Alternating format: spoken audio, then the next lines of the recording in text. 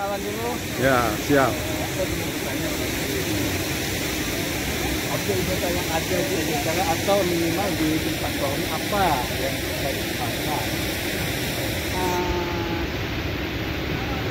Sebenarnya cukup banyak objek-objek wisata, tapi belum terjamah oleh pemerintah setempat karena pemerintah kurang memperhatikan di bidang sektor pariwisata. Contoh ini salah satunya contoh yang sedikit daripada banyaknya di pariwisata di Asia Utara. Jadi kita sangat-sangat butuh perhatian daripada pemerintah untuk mengeksplorasi kekayaan alam kita. Kalau kita di tempat di daerah ini kita memang udah siap dari sektor bawahnya, tapi dari sektor atasnya infrastruktur dalam menuju ke lokasi dan baliho ini segala macam itu belum tercover. Itu yang tadi Pak Romi katakan tadi itu kan keluhan. Kita dapat. Pasti kita dalam pengembangan wisata kan pakai kalau keluar ekonomi aman itu. Nah, peluangnya apa yang ada sekarang? Oke, itu hambatan, ini menjadi tantangan. Peluangnya apa? Maksudnya gini, itu peluang dari segi untuk pemahaman dari kerja. Masyarakat yang menerima nggak? Kesehatan itu sama ini kan menerima jelek. Ada bebas, terbuka, sama dibuka pakaian terbuka. Ini kalau Bapak ini pasti minimalis kan? Nah, masyarakat bagaimana mindsetnya? Insya Allah sekarang udah perubahan dari memang yang ada ke Islamnya, maksudnya sekarang udah agak berubah, udah bisa menerima pariwisata. Karena kan ada banyak yang melihat bahwa begini bisa begini, enggak demikian. Jadi mereka udah bisa mengatakan peluang ekonomi. Ya, nah kira-kira sebutkan tahun ini 1 atau 2, 3 contoh destinasi yang bisa dikembangkan. Pertama wisata bahari, kedua wisata ekowisata alam. Nah itu apa aja? Nah bahari kan pantai. Nah pantai apa aja? Dan wisata alamnya hutan apa aja? Dan itu fasilitas yang ada dan yang belum apa aja kira-kira? Seperti bang kolam gitu, apa itu? Telaga ya. Air terjun.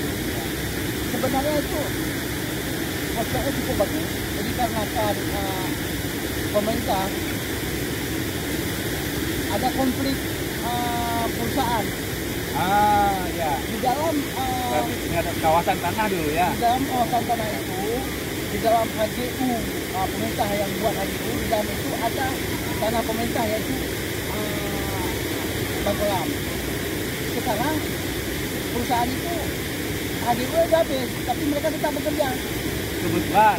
Ya pemirsa tahu, ini para YouTuber, kameramen kita ini sebetulnya analisis infrastruktur. Nah, sekaligus kita coba sama beliau. Iya, siap. Nah, beliau nanti bisa menindaklanjuti keinginan dari Bang Romi, misalnya Bang Kolam, apa yang mesti dibangun fasilitas sarana-prasarananya.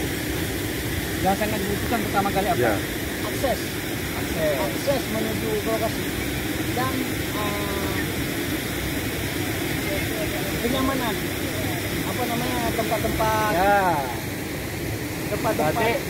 3A akses, ya kan. Lalu ini, ya kan. Nah akses. Ada nggak tempat salah MCK? Salah satu. Yang kedua, untuk menyebabkan MCK atau air itu adanya aliran listrik. Nah, itu yang kurang. Oke, mungkin Pak Datuk ini bisa memakai biosolar. Nah, ini pemirsa, sebetulnya kami memberi data dukung ini kaitannya dengan tindak lanjut posisinya kameramen kami. Pak Datuk. Banyak tapi teman kita saya. Ya.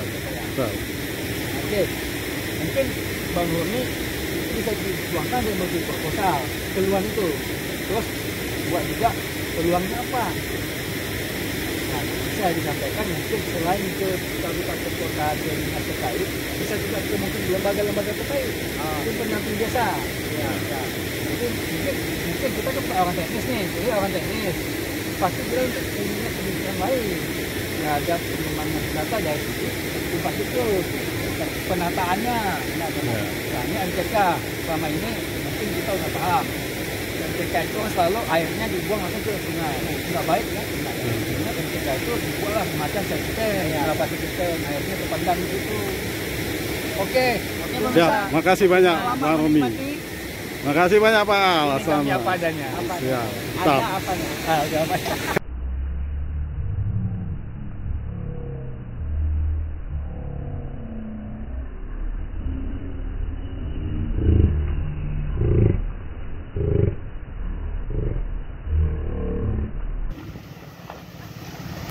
Bisa mandi sini, Buas.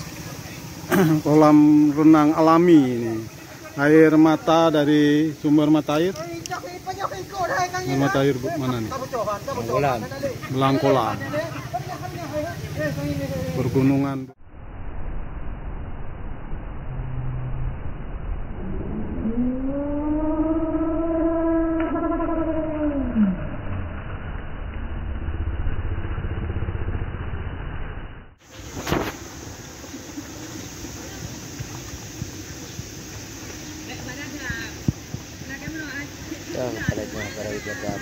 Ini di atas. Ya, yang baju hitam ya.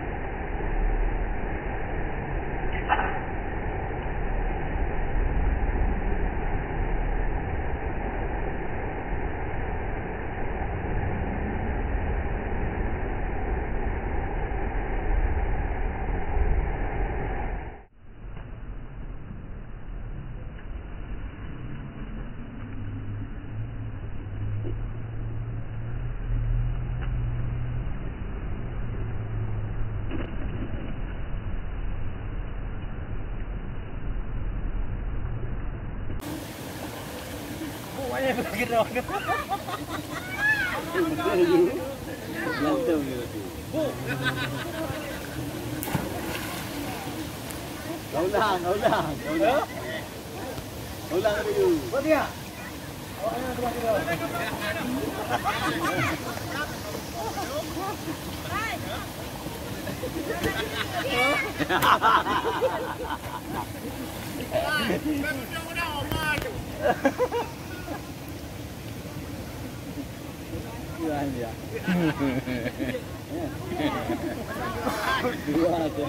Ikut tu Pak, budi ikut nyanyi le. Dah ikut. Nyai baju pun.